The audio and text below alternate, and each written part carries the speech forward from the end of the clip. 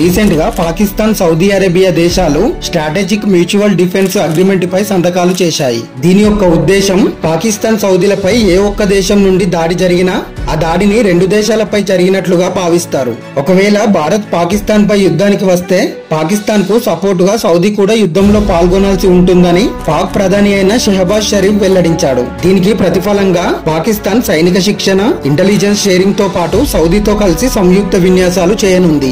అంతేగాక పాకిస్తాన్ న్యూక్లియర్ అంబ్రెల్లాను సౌదీకి విస్తరిస్తామని ఆ దేశ డిఫెన్స్ మినిస్టర్ అయిన ఖవాజా వ్యాఖ్యానించాడు.